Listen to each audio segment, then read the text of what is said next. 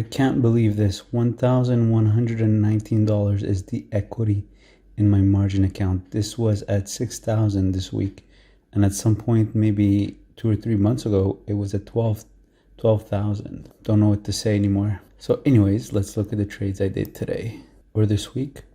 So first of all, I closed my Apple Iron Condor.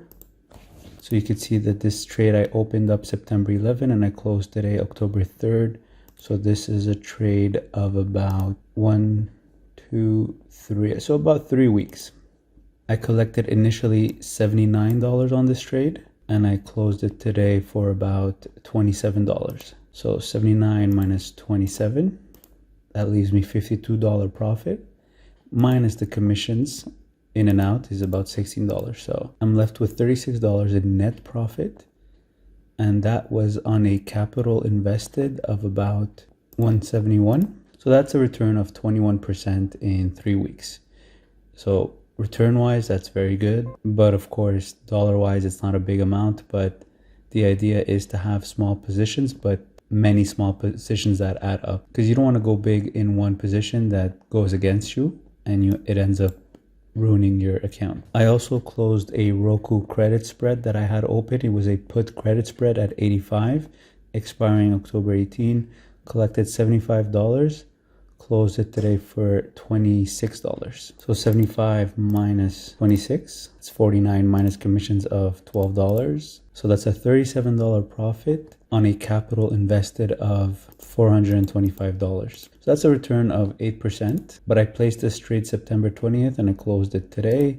So that's about 2 weeks, 1 week. Yeah, that's 2 weeks. So let's look at the rest of my trades. I still have my Amazon put credit spread at 1665 expiring next Friday. I keep my full profit as long as Amazon stays above 1665 come October 11. Right now, Amazon is sitting at 1723. I've got another put credit spread on Amazon expiring October 18 at 1630. So as long as Amazon stays above 1630 come October 18, I keep my full profit as well. I've got this a small iron condor on Amazon, October 11 expiring next week. So this one started off as a put credit spread on Amazon at 1760, but of course when Amazon went past my short strike of 1760, I decided to collect more credit by selling a call spread at 1780. So this part I only sold to collect an extra credit in case Amazon does not go above 1760. Well, at least I use this credit to reduce max loss, because I think this one might end up being a loser. I might even have to close it early. Still got my Chipotle Mexican Grill Iron Condor, lower limit 800, upper limit 890. Right now we're sitting at 815, so the put side is a little bit tested, but I still have 2 weeks left. I've got a put credit spread on DIA, which tracks the Dow Jones Index, expiring November 1st.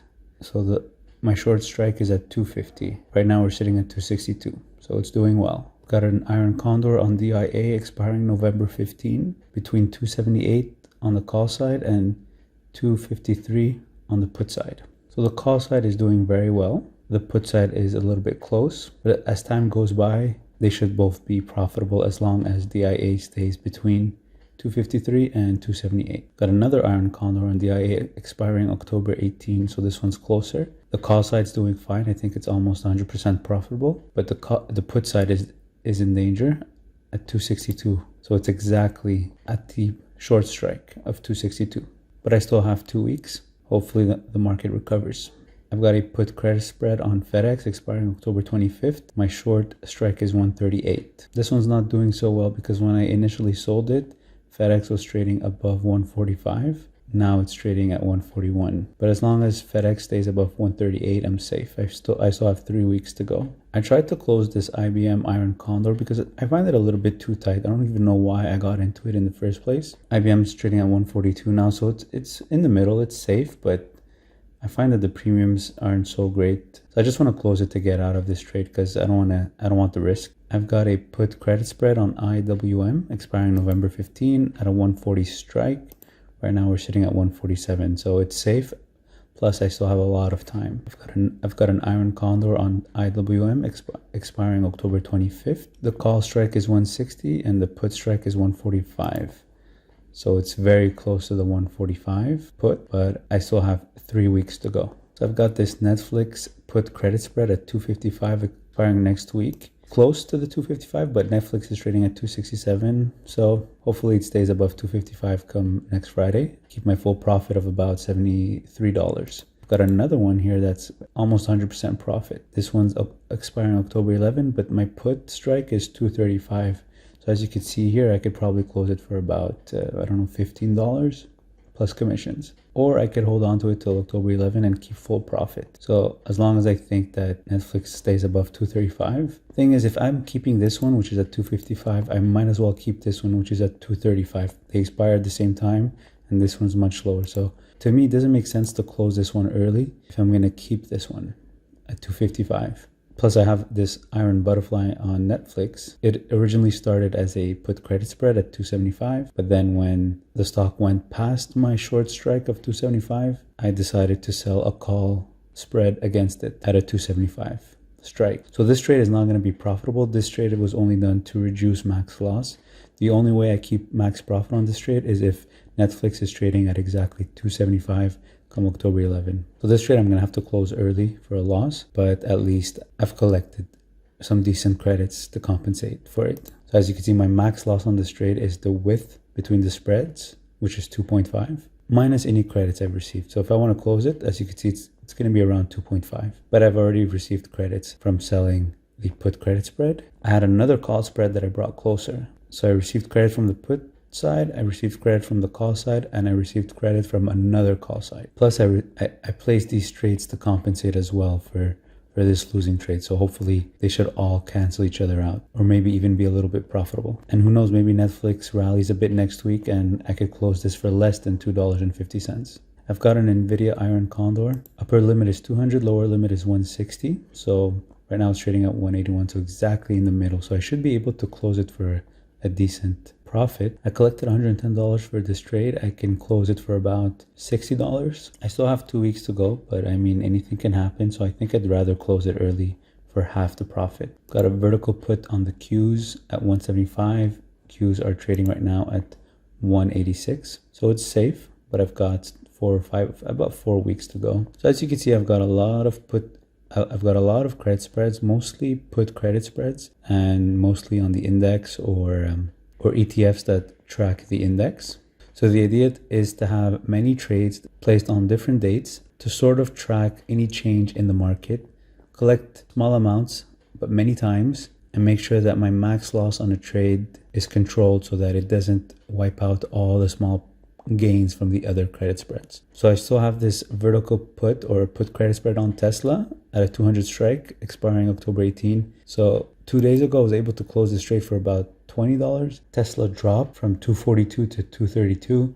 So the value increased, but now it's back down to almost same thing again, almost $19. But I mean, I have 2 weeks left and they're still 30 points away from the 200 strike. So I guess I can leave it till expiration. So I don't have to buy it back and pay commissions. Really disappointed in Uber. I bought it at 40, sold a call option the first month, collected $200. And ever since, the stock has just dropped. And right now it's trading at 29. So I'm down $1,000 just on the stock purchase. United States Steel down 3,000. Zillow down 500. Not too worried about Zillow though.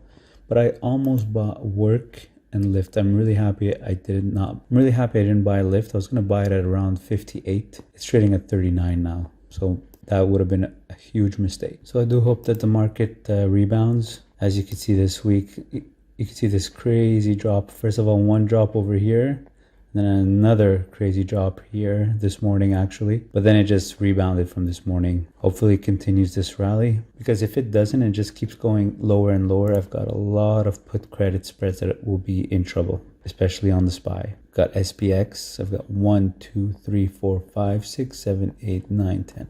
Got 10 credit spreads on the SPY that would get in trouble if the market crashes. So my 100 shares of the Qs in my registered account, since I can't do credit spreads, I could only do covered calls. I bought 100 shares of the Qs at 191 2 weeks ago. First week I collected $150. Second week $68, as you can see here, but it's expiring worthless. It's worth a penny already. And let's see if I sell For next week, let's see how much I can get. So I'd have to buy back this call option, but then I would sell another one expiring October 11. But of course, a 191 strike, which is my cost, because as you can see, the Qs can move 6 points in one day. So imagine what it could do in a week. So I'd rather stick to my original strike for now. So I'd collect about $39. So a little bit less than last week, but still better than dividends. So the only time I'd be choosing a strike that's lower than my original cost is if the Qs is trading at around, let's say 170. I'd probably choose a strike of 180, for example, because it's only 1 week away. So first week collected $150. Second week 68, and hopefully this week around $40. So $250. Right, so this was a quick overview of my portfolio. If you have any questions, leave them in the comment section below. Any suggestions as well. Like always, if you're going to open an account with QUESTRADE to trade on the stock market, use my referral code in the description below the video to get up to $250 back. Thanks for watching.